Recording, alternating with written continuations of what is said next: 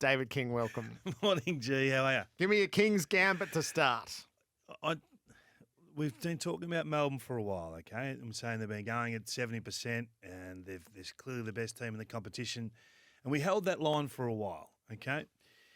But if you just look at the last 5 weeks and just look at the contenders or who we thought were the contenders, and we've been probably hard on a couple, none of them are without warts and none of them are without weapons. But none of them are complete.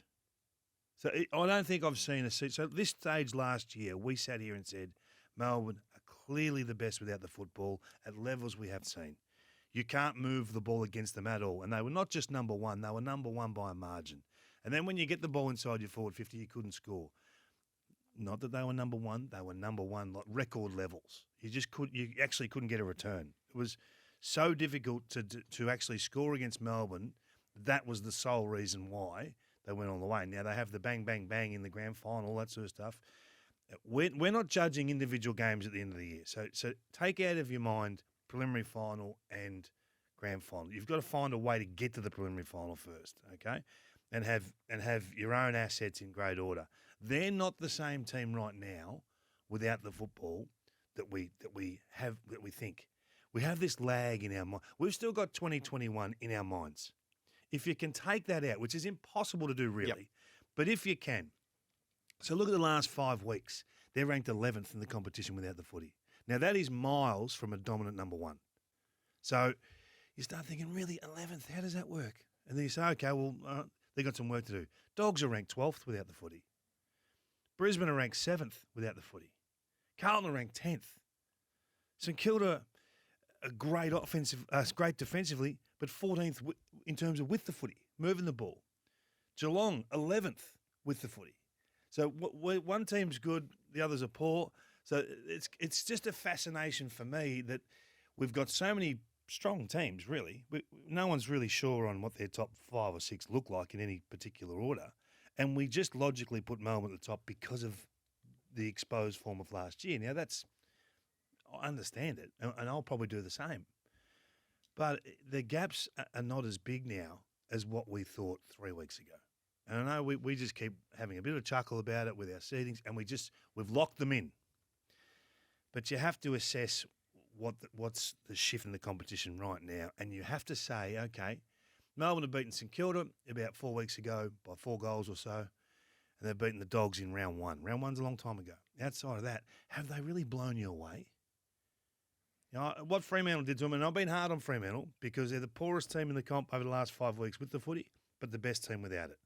So it's whatever you prefer. Yeah. But every team's the same, and we'll step through them slowly this morning. But there's no one reason why one team are so much better than the other. There really isn't, and it's we've said this before, and it rings true again. It's not who you play; it's when you play them. It was a good time to play Melbourne on the weekend. You know, some luxuries with Petrarca being banged a little bit crook. May goes down early. No Langdon in that lineup. And you get an opportunity to play your game. But Fremantle did it in such a dominant way that you have to hang on. It's more than that.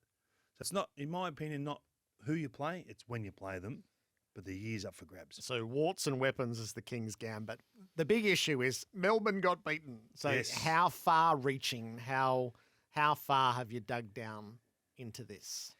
Well, you can't ignore it, can you? Well, it's the third quarter is the most important quarter through 11 rounds.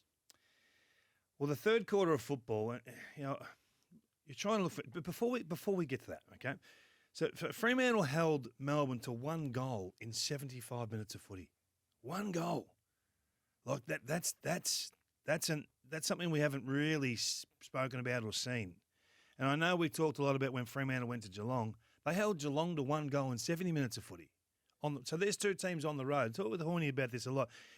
If you've got a dominant asset like that without the football, how far can that take you? That's the question mark. But when you see it against the best, I think it's seriously exciting. So that's what they are without the footy. That's what they are defensively. So that's going to be hard to stop. But having a look at that third quarter, their midfield.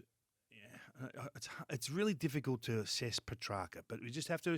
He's out there, so we're just going to say He's declared fit, and we just have to assess this. So in that third quarter, in terms of getting your hands on the ball first post hit out, Melbourne 16, Fremantle 10. Okay, so normally that would equate to +6 first possession. You'd probably end up with +4 clearances for the quarter. Well, Fremantle was so good at reacting and harassing Oliver, harassing Petrarca, harassing the ruckman, it flipped to 17-7 clearances the other way. So when you can beat Melbourne at clearances, get it in your forward half, they were able to score, which is a bit of a rarity, but again comes back to what we're talking about with Melbourne being not the same product. Jake Lever right now is not the same product in 2022 that he was last year. His intercept work has halved. Have you seen him be a dominant player in a game this year? I know he's missed a bit of footy. He's played half a dozen games, 7 games. So they score 4 goals to 1 point from clearance. And you go, well, hang on. That's been Melbourne's absolute asset all year. Petrarca, Oliver, Gawn, Jackson, Viney in there. I know they've got some injuries, but we can't assess who's not there. So the way Fremantle did it was smacked you between the eyes, really. So that was the third quarter. But I think you have to bracket what Fremantle are doing without the footy a little bit higher. I love the tactics of we're going to put Logue onto May. Okay, that changes after a little bit. They've got speed over the ground that really threatened Melbourne all day. So that for me was something to behold, and I didn't see it coming at half time. I mean, not many would have, but you have to respect what you've seen. So the midfield, I went back and watched all of those centre stoppages again yesterday just to try to understand the third quarter. So Fremantle they started with Darcy, Brayshaw, Mundy and Aish. Yep. And through the quarter they went with Brodie, Akers, Sarong and obviously Lobb. And Melbourne had Oliver, Viney and Petrarca at 8 of the 10 centre bounces. Yeah. And they didn't win a single centre clearance between the 3 of them. But they had their hands to... That's right. They had their hands to a lot of them. But then they got ruthlessly exploited the moment that the ball fell out of their grasp or was taken out of their grasp. Yeah. Well, I think taken out... I mean, these guys are all pretty much one touch, these midfielders. So you actually have to get it out of their hands. So Aish went to Oliver. That was the big shift. So they didn't waste, or not, shouldn't say waste. They didn't invest in Petrarca. They invested in Oliver. We haven't really seen that a lot. Most teams have an Oliver type of player, and they go head to head. 2 bulls. Who's your bull? Here's our bull. And they go head to head, and usually Oliver, if he doesn't break even, he's 60, 40, 70, 30 sort of thing. So yeah, it's just a fascination. Does it mean it happens again next time? No, it doesn't. But 1 goal in 75 minutes of footy. Brisbane are going over there this week. So you've got Geelong have kicked 1 goal in 70 minutes. Melbourne have kicked 1 goal in 75 minutes. Could they hold Brisbane to an hour of football that just concedes 1 goal? If they do, you really have to sit up then and say, well, how far can Freo go on the back of just their work without the ball? Yep. Tall threats up front, tremendous forward pressure. So the spate of forward pressures who Schultz and Frederick are going to take all the acclaim, but they all had moments. Collier had his moments and Walter has had his moments, and they were sound and they were resolute down back. Like it was quite a brilliant second half, but the third quarter in particular, that's Bob Murphy used to talk about the win that lifts the horizons. Yeah. That lifted the horizon. Yeah, and you have to see it. On Friday, I was looking at their draw thinking, wow, this is really sticky. Yeah. Melbourne twice, Brisbane. Sometimes when you start to slide down the table, you can't gather yourself. The snowball effect. So I understand people are going to say you've been hard on Fremantle and you'll question whether they even make the 8 on Friday. And then today you say, well, hang on. Well, you have to look at what they've done. You have to assess it on the run. And this is over a 4 or 5 week patch. But, yeah, again, what you rate in football. Do you rate contest work? Do you rate what Carlton are doing in a contest? Do you rate ball movement? Do you rate, which is, quite a few teams have got their ball movement humming. But, yeah, the Carlton model's really strong. Swans with the footy are pretty good. The Dogs are coming. So it's just about what you value. And I think you have to value the absolute defensive model of Freo. And in the hypothetical game of which 2 players could Melbourne ill afford to lose if you were holding Stephen May and Ed Langdon, you won the round 11 jackpot. Well done. Yeah. He won the jackpot. If you were holding on those two players, well done. You've got the winning ticket. So you talk about the domino effect in footy. So Spargo has to go from a very good half-forward flanker to up to play the wing. Different role, different running levels, different times when you've got to run. So Langdon goes he sees the opposition going to win. He charges to fullback, effectively freeing up a halfback flanker, and that's say a lever type who then Spargo's a fraction late to more instances than not. It doesn't have the same release effect. Therefore, those one-on-ones stay a bit longer. Or if Spargo gets back, he's against a taller player. He got caught out quite a few times. That changes as soon as Langdon comes back in. So, again, these are isolated games, but we can only assess what we've seen. All right. It was always the pressure index. The pressure index sits on Carlton's injury list now, I think. There's so much to take out of yesterday's rollicking game at the MCG. But the Wiedering injury added to Mackay and Pitnet, as well as everything else that's going on, is there comes a tipping point, and they're at it. They're at it? What does at it mean? Does that mean they're in real strife? I think their next month is hugely compromised by personnel. Yeah, to the point where they can't win? I don't know about can't win, but you can't take anything for granted over the next little period. So I thought they did a great job to close within a kick late and a flukish chance on the Silvani snap of winning. Yeah. Like that, they were beaten. But it was so easy to picture. So picture Wiedering in the Port Adelaide game, in the Hawthorn game, in the Sydney game, and then picture the whole yesterday in that second half as Collingwood kept getting those goals from the forward entries. So the way Collingwood are winning at the moment. So can I go to Collingwood just for a second? The way Collingwood are winning, it's a real shared responsibility. I know there's some dominant players. They got some very good players in parts across the game, but I love the way that it was a spread of contributors yesterday. And if watching the game without any numbers or anything, and you're just using your eyes only, and someone said, "Give us your 5, 4, 3, 2, 1," I think you and I would come up with, 9 players in that would be across the votes. De Goey has a big game and finishes with 11 score involvement, so that you have to put that to the side. But outside of that, I thought it was a pretty good spread. The way they move the ball, Craig McRae's got these guys defending really well, and then they just explode. They just go, and you look up, and all of a sudden you go, "Oh, how'd that happen?" It's 5v2, 5v3, charging through the corridor. They did it time and time again to Carlton. It was brilliant. It's so good to watch. It's so exciting.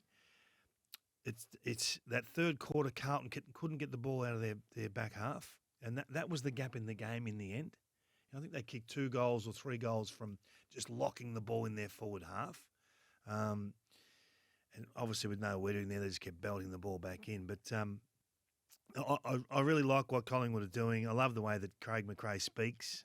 I just enjoy the calm, measured approach of they know where they're going. They're thinking like winners.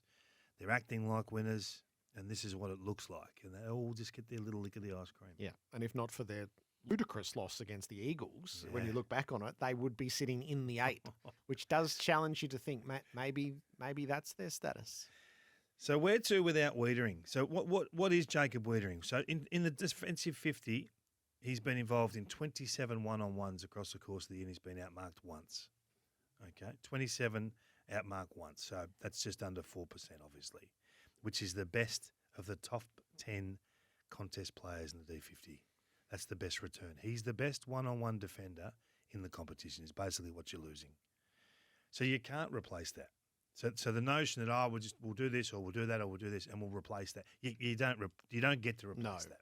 So for me now, you say, righto, our weapon this year has been our ability to win clearance and win contest and protect our back 6. So instead of worrying about that position, I'd be going the other way. I think Michael Voss will go the other way.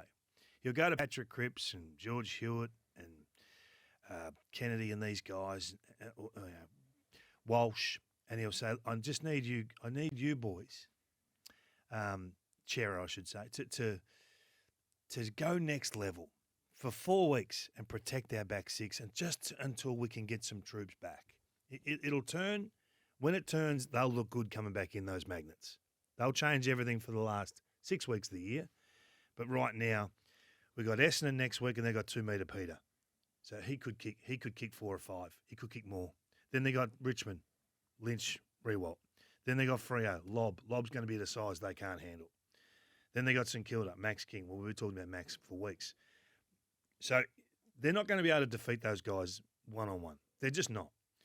So they've got to make sure, and this is not their strength. They've been not that efficient without the footy. Defensively, they've been poor, Carlton, and that's the gap in their game. They've got to find a way to keep the opposition to 45 or fewer inside 50 opportunities. Hasn't been the case. We haven't really seen that this year. So Carlton over the last 5 weeks are ranked 10th in the competition without the footy. If they stay at 10th, they'll drop the bulk of those games, and their year will sort of fritter away.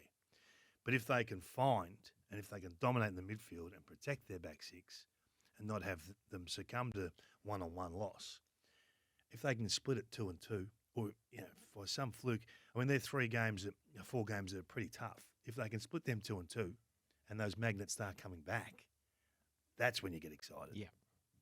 Yep. So it's preservation mode. Yeah, it is, isn't it? All hands on deck. Yep. If you're fit and firing, hey, we need another 10%. Like Paddy Cripps, what he was able to do yesterday. So there were 3 goals down pretty early, weren't they? Like early second quarter it might have been. And then he said, hang on, they need me here, the boys. Goes forward, clears out the pocket, leads up on Jack Cripps, gets big, bang, kicks the goal, goes back the middle, wins the clearance, who has to win the clearance twice. So he wins it first, handballs to his partner, who fumbles, he go back, rips it out, and then charges forward, gets involved in the handball chain, sets up another goal, and you think, what an unbelievable leader.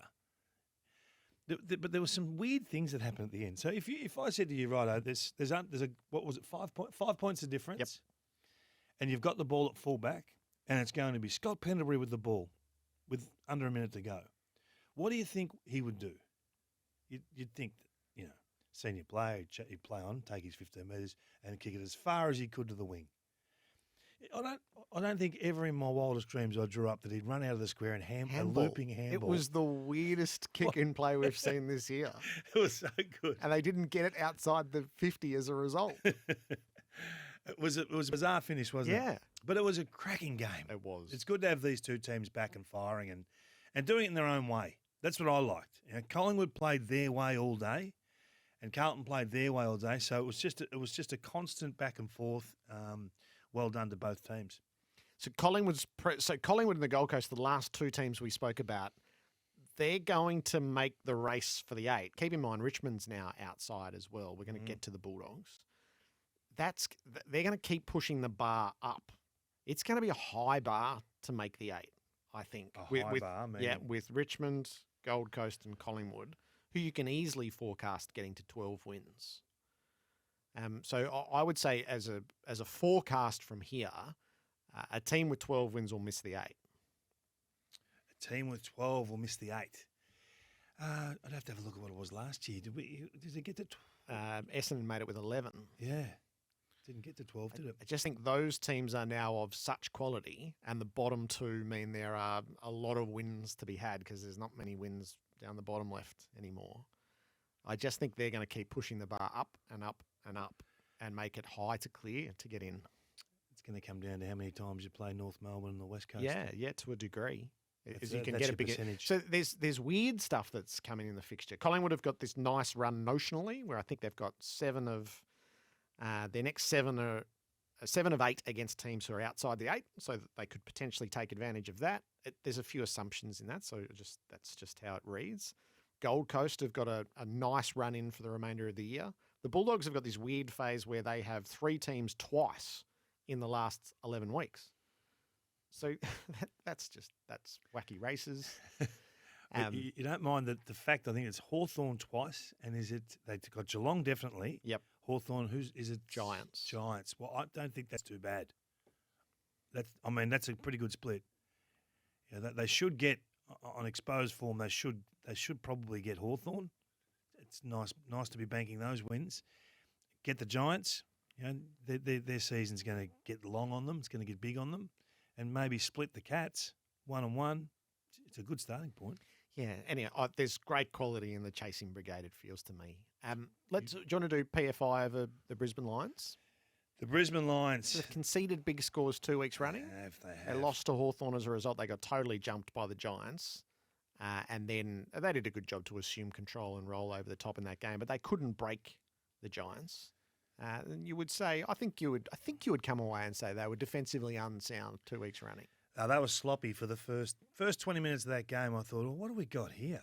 I think it was 8-4 or something at one stage. And I did that game, obviously, and Harris Andrews, he sometimes looked like he's 65 years of age trying to defend, you know. Everything's in slow motion. Then you see him 5 minutes later and he's taking a contested intercept mark and you go, oh, no, everything's okay.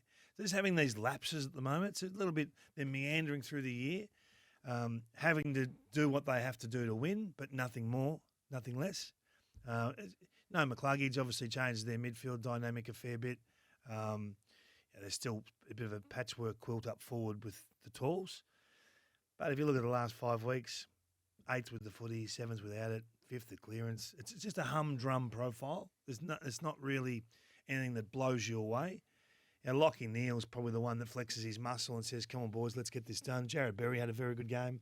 He just shows that if they do have any problems in there, he can go absolutely in the middle and get it done. Even though he played a fair bit on the wing on the weekend, he was very, very good on the wing. But outside of that, I mean, I know they got their hybrid forwards that take overhead marks and they also get you at ground level. But they were very sloppy early. So you want to see more. We're looking for perfection every week. We're not going to get it every week, but again, it's another win they had to bank. Could the Giants be dangerous enough to roll a couple of teams on the way home? Was what it sort of left me thinking. They were so aggressive on kick out, so aggressive. They paid a heavy price when they turned it over, going down the middle. I'm not sure about the running torpedo from Harry Himmelberg. I'm just not sold you can hit it 8 out of 10 times. But Josh Kelly was very good. Peatling, did you see his game? It's the second week in a row he's kicked 3 goals plus. So no, it's exciting for the Giants to have a bit of freedom now in the way they play. But I just thought that their expression with the football out of their defensive 50 was probably a fraction aggressive. Yep. So we'll get a much better measure of Brisbane against Freo. Well, won't we? Because they're going to have to sharpen a lot of things up for that. All eyes are on Harris Andrews and the back six. I think that if there's something you want to see from the Lions, it's not really with the footy because they're always going to be able to score. But they're allowing the opposition to move the ball coast to coast at the moment. Bottom 6 in the comp over the last sort of month or so. So I don't know. Maybe that's just them. Maybe we're asking for something that they probably aren't as a product. But they like the game to live in contest, and they're top 3 or 4 for the contest work. So maybe that's just who they are. The debate is there a place for common sense in umpiring? I take it from your tweet, you think no. No. Haven't we been pleading forever that the umpires, what they desperately need is a feel for the game and to show some common sense? Yeah. Well, they had 120 minutes to show that, and they refused to use it then. So why do we bring it out after the match? You can't pick and choose when you want to use common sense, Jared. You either use it or you don't. What do you think? I thought they applied both the rules and common sense. I'll tell you the one part of this debate I can't have, right? I can't have that either decision is right. I can't have that either decision. No, that's the paying of 50 or the not paying of 50, either of them is right and you can manipulate the rules to support whichever. That can't be the answer. There are elements of the game that are subjective, and I get that. There are elements of all sport which will have to be subjective, and in a way, we write subjectivity into some of the laws of the game. Yeah. But the answer to that instance on the siren on Friday night has to be steeped in the rules. And that's why I think the AFL take us for granted. I think they ask 1 point however many million of us to watch on Friday night and then send us all off to bed a bit confused. And they're like an art house director. Here's the movie. If you don't get the ending, that's on you. We knew what we were doing. No, Matt Stevic, who I think was absolutely in control of what happened at the end. He was the out-of-zone umpire who paid the free kick. It's his voice that very calmly says, no, there's no 50 here. All he had to be allowed to do was come and tell us on Saturday as a football world, hey, this is what happened. This is the law that applies. This is how we institute it. This is why it's right. That would be, I think, for those of us who are invested in the game, of which there were well over 1 million of us on Friday night, that's the least the AFL could do, instead of being this arty director who goes, oh, no, you can interpret the end however you like. I've never had less confidence in actually telling someone from outside the game what's actually happened there. Is that what's that 50-metre penalty? I'm not sure. What's this for?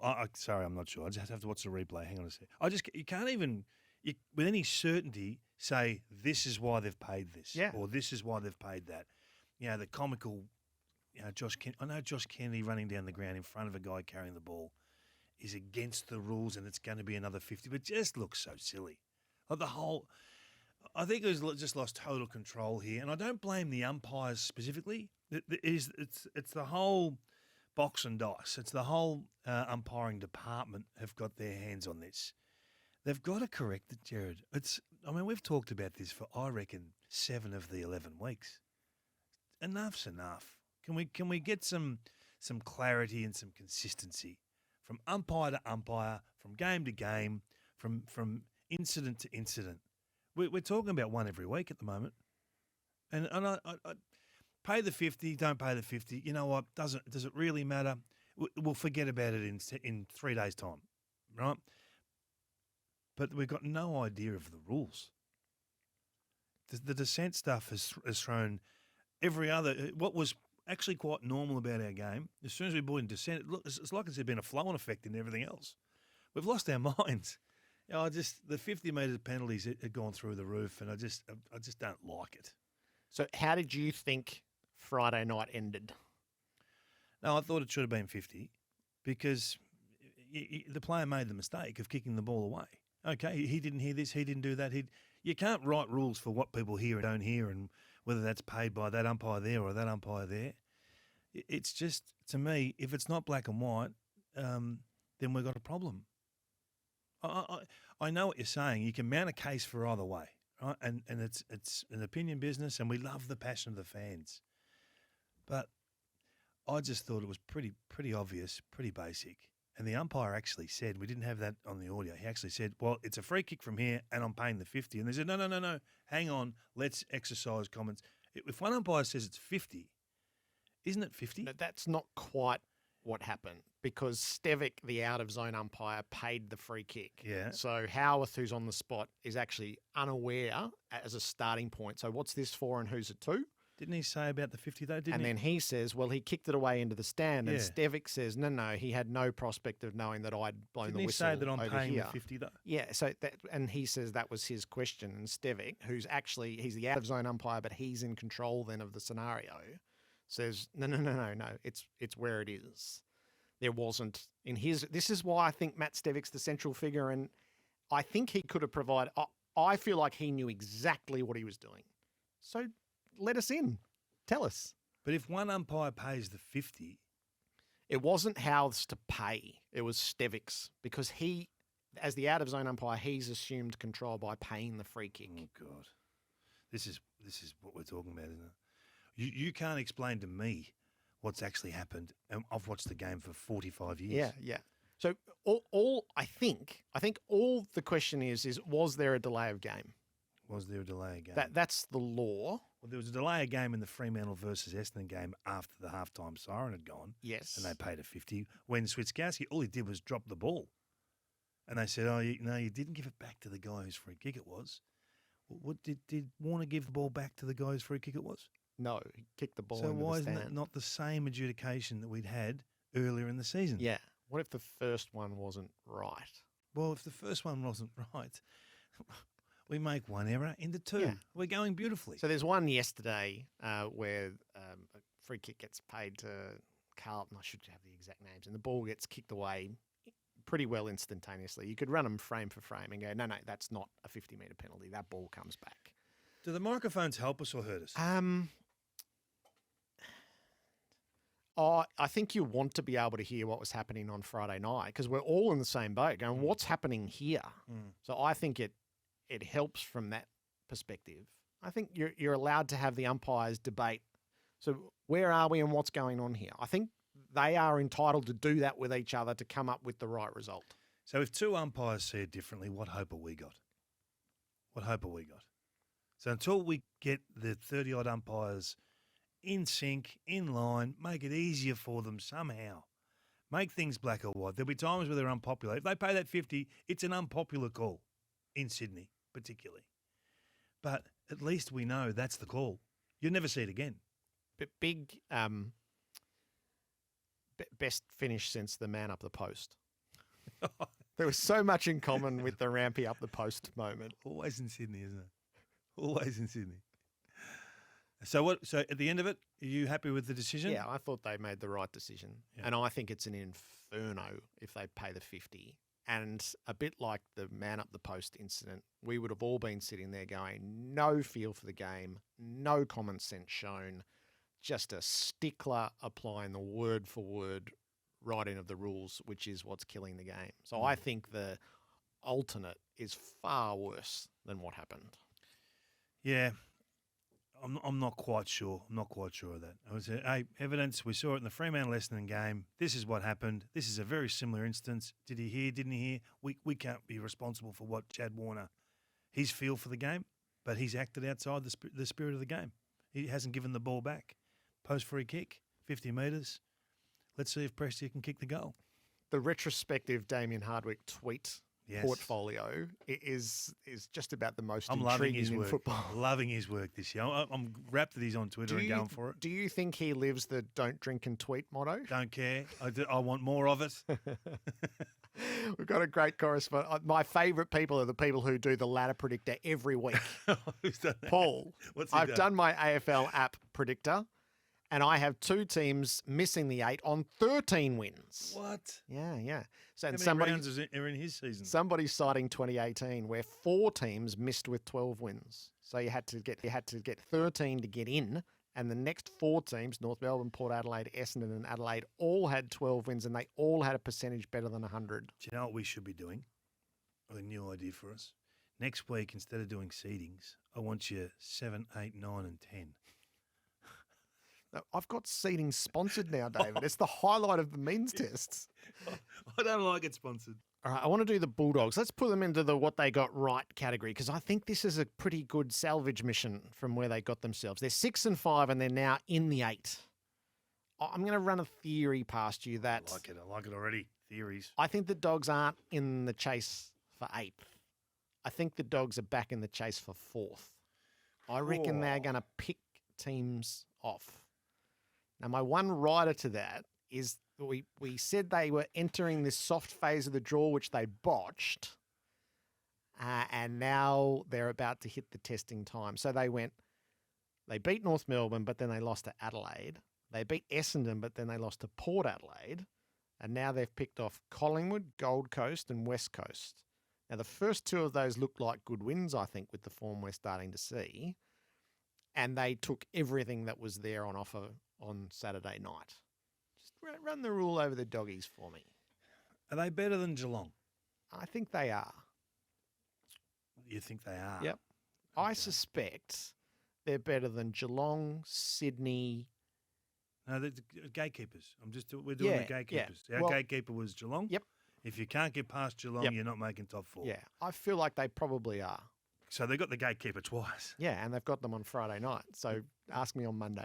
Oh, yeah. They've also got Brisbane in Brisbane, Sydney in Sydney, the Saints at Marvel, which will be tough.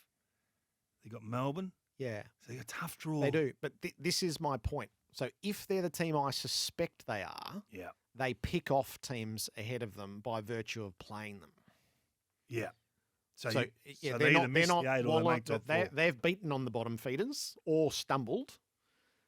But if they're the team I think they're growing back into, you talk about our memories of 2021, then I think playing Geelong twice is a great result. I think playing St Kilda is a great result. As these are the teams they have to get past to pick through to find their way toward the bottom of the top four. Yeah, well, they've just been beating up on the Scumpers lately, haven't they? Oh, I don't know whether Collingwood and Gold Coast fit into the Scumpers category. The Scumpers is a pretty good category, Jared. I think you'll embrace it over the next few weeks. No, I'm not sold, and all I do is come back to the numbers, and the numbers say they're tracking really well, but they're against teams that I'm not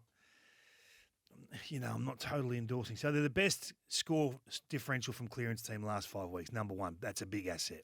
They're the best, second best contest around the ground team. They're great assets to have, 1 and 2. So that they're tough, seriously tough, and they've been bashing teams. You give them the ball over the last 5 weeks, and they're the most likely team to put it on the scoreboard. Number one in terms of punish. There's a lot of scope for improvement without the footy. So they're ranked 14th without the footy, and this is against teams that I don't think are in the top 4 or 5 in the comp. So this is a big, big game this week. I think you'll know this week whether they are. It'd be so unlike Luke Beveridge to finish top 4 anyway, Gerard. That's just not him. He likes to win it from somewhere between 5. He likes the ultimate challenge of 5 to 8. Yep. But look, on exposed form, I think there's a bit of a gap between them and Geelong, really. I'm more of a Geelong fan than I am the Dogs at the minute. But again, you might be right if they can tick a couple of these off. You know, they've got the weaponry in the midfield, but where else? I mean, Norton's a big-time player. We know that. Still concerned about down back. Still concerned as to whether they can hold up. They're protecting him a little bit more by exposing him to less inside 50s, but they still concede bottom 4, bottom 5 in the competition once they are exposed to inside 50s against. It's a worry. We'll see how it plays out. There's you can have. I'm not asking you to share my view. No. Why would we? Dead do that? wrong, Gerard. Dogs will be lucky to make the 8. That's a perfectly legitimate view.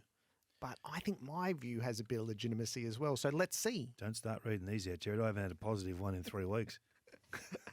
Monday Means Test with David King. And there's a bit of what they got wrong. Oh, no, the curiosity. I want to do the curiosity to tag the interceptor.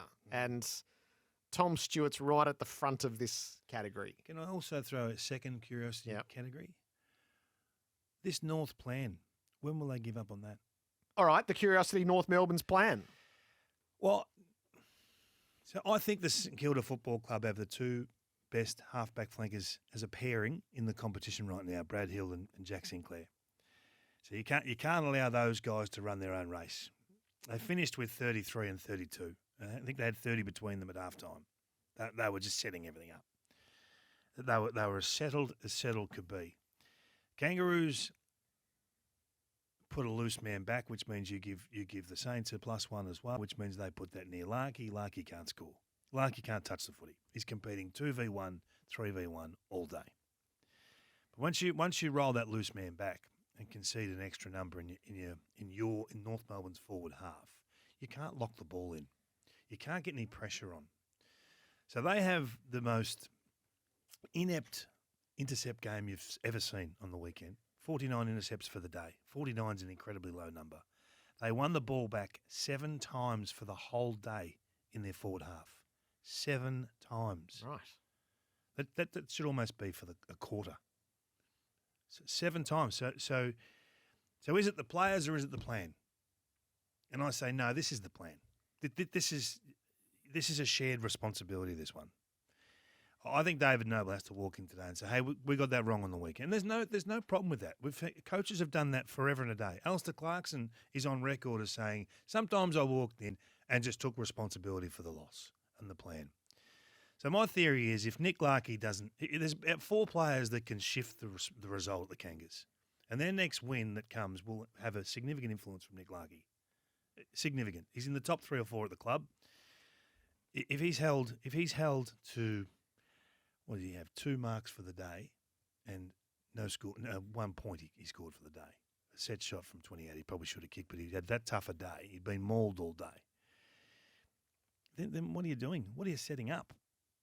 Tell me that's the vision that's going to bring success on the weekend against St Kilda, who are a seriously good side. So I understand you want support against Max King. I understand you want to play all these zones and all these sort of things. But it's not working. It hasn't worked for a few weeks. Lost every quarter again on the weekend, and we talked about them last Wednesday night. You know, are they improving? Are they not improving? Give these guys a chance.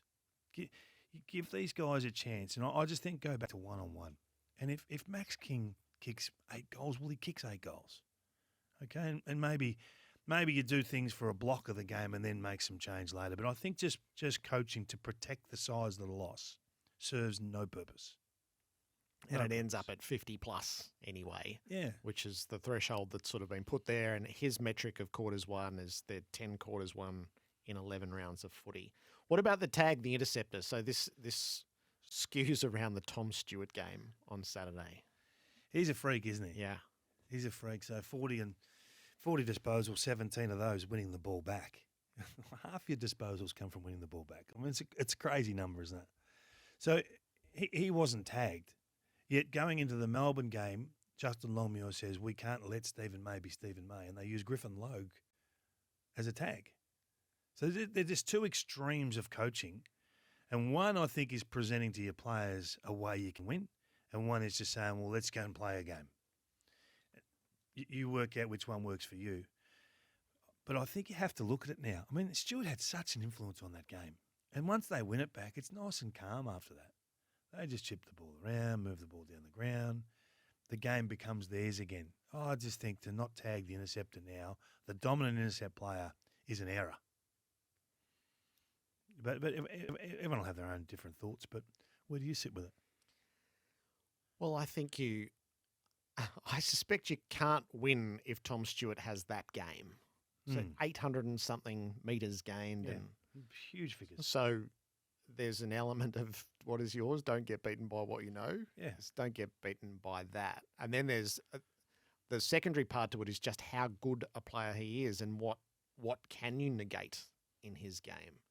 So I was calling the other game and watching it to the screen to the side, and every time I looked up, he was taking the mark, he was running someone down, he was setting the play up. He is an exceptional player. So I understand you've got to be finger on the pulse a little bit as a coach. And if it's not influencing the game, then you can roll on. Sometimes numbers can be numbers. I get that. But he was seriously shaping that game. Something had to be done. I think in retrospect, Matty Nix would say, I had to offer my boys a better plan than what I did. Yeah. And that there's no shame in this. We're all, learning about our groups, and they're in a bit of a different phase than what Fremantle are playing Melbourne. But I think you've got to have a look at the interceptor and negate that as a starting point. Did you, before we get to our seedings, did you want to put a couple of lists of players before us? I was just having a look on the weekend just to assess over the last 5 weeks. So who are the most influential scoring involvement players in the competition? So guys that create scores, and Oliver and Petrarca over the last 5 weeks are 1 and 2. So that just shows you how good they have been going. Parrish is actually. I think he's third in the comp, if not equal second, with Petrarca. Parrish. So he's going very well. So I think we've judged him pretty harshly in terms of volume of possession versus impact. If you're sitting equal second over the last 5 weeks, that you have to recognise it. Third's an interesting one. Chad Warner. Yeah. Chad Warner in Sydney. He is coming up high in everything we track. So I just think that there's a star on the rise there that you need to keep an eye on. Contested possessions. Listen to the gaps in these guys. Last 5 weeks, Lockie Neal, 93. Next best, Oliver, 81. So that's a big gap. And then back to Cripps and Parrish at around 75, 76. Laird and Libba. Libba is back. Libba back into the contested possession discussion is a ripper. And we talked about the rucks earlier. So the interceptors that are actually getting intercept power on the scoreboard are guys like Baker, Ballard, Laverde, and Sard. Sard's having a fantastic season. I think that he's got to be recognised as well. Can I just share with you my wackiest theory of the weekend? Yes. If Buddy Franklin doesn't hit Trent Cotchin, Yeah. Richmond win by 35 points. Franklin was nowhere in that game until he belts Cotchin and he goes, I'm going to miss next week. If Damien Harvick had tweeted that, you'd have talked about drinking and tweeting again. And Franklin, from that moment on, Franklin takes the contested overhead mark, which is a museum piece. It's so rare. And kicks 5 goals. I thought the kid was pretty good on him. So do I. He's a that freak. moment. Anyway, wacky theories. No, All right, that's seedings. your worst wacky theory Thanks. for the year, by the way. Oh, there was reference to the red dog today at Marvel. It's back. Well, Second prep. I just like the way they're shaping there. Seedings for Red Energy. Moving house. Call local energy retailer Red Energy. All right. What are you going to do at 4? Oh, I've got a Fremantle at 4, but there's tough love with Freo. It probably should be higher, but best team in the competition without the footy, close to the worst with it. But they did score heavily on the weekend, given some luxuries, so I've just got them at 4. You? Oh, I'm so torn here. So Carlton have to bet. I had Carlton up at 2. You haven't. You're not going to let them out. I think I am. Oh, geez, you are wild. Your swings are just out of control. I think. No. I'm going to sit them at 4. I was going to have St Kilda at 4, but I'll put Carlton at 4. Yeah. They're going to make way, I fear. You've been their staunchest fan. I have, yeah. So it would have been an error to nearly drop gave them them out. a flick. Yep. No, Carlton at 4. Saints at 3. For me, there's not a lot of. They just need a little bit more punish in their game at the moment, and that's the only slow on them. But defensively outstanding. So the best 2 defensive teams I've got at 3 and 4. I've got Brisbane at 3, so that's where I had them last week. Because I've got Fremantle at 2. Where have they come from? Because they did it. Where did they come from? From outside. To 2? Yep. I dispensed with Freo a couple of weeks ago in the Purple Rain phase. The Purple Rain. But they did it. So they go in at 2. That's very and good. so 2 3s on the line when Fremantle and Brisbane play. But because the Dockers did it, they can sit at 2. So just run me through this again. You've got Carlton at 4. Carlton at 4, Brisbane at 3, Fremantle at 2, and they're about to play. So 2 and 3s on the line when they meet. Yeah, and Melbourne's at 1. Who have you got at 2? Yeah, no, I told you I'm not changing my 1 and 2 until they play each other in round 15. Melbourne and Brisbane, 1 and 2. Both of those two teams seriously tough around the action. Melbourne just not putting any pressure on at the moment. That's strange. It's a strange watch. There's not the heat on the ball carrier for the opposition that there was last year, and Brisbane are allowing a fair bit of ball movement as well against them. So the scope for improvement. We're not jumping at shadows, but the gap right now isn't what it was at the start of the season.